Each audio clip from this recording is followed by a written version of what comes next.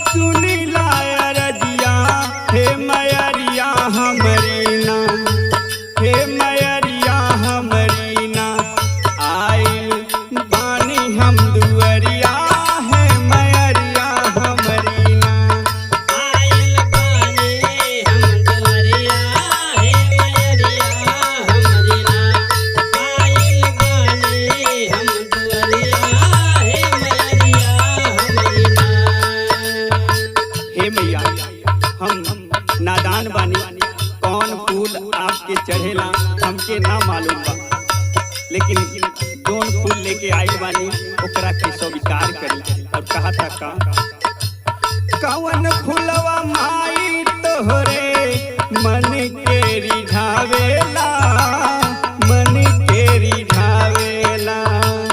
कौन फूलवा माई तोहरे मन के रिझावेला, बेटवा तोहार माई जान नाही पावेला, जान नाही पावेला। बेटवा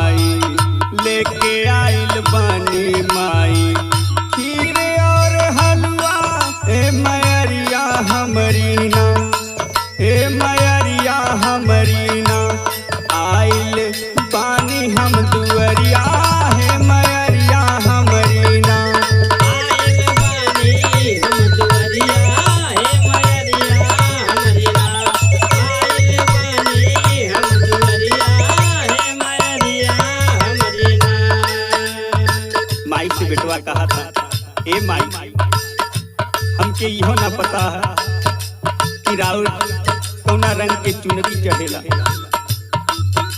लेकिन जौन रंग के चुनरी लाइल बानी जा ओकरा के स्वीकार कर लिए मैया।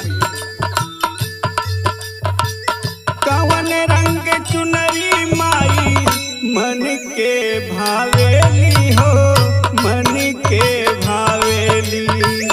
कौन रंग के चुनरी माई मन के भावेली हो, मन के भावेली।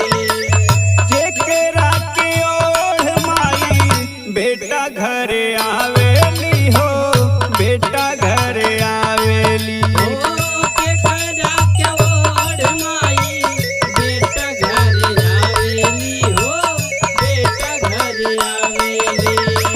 लेके आइल बानी माई, लेके आइल बानी माई लल की चुनरिया, हे मैरिया हमरी ना, हे मैरिया हमरी ना। आइल बानी हम दुअरिया, हे मैरिया हमरी ना। आइल बानी हम दुअरिया, हे मैरिया हमरी ना। आइल बानी हम दुअरिया, हे मैरिया हमरी ना।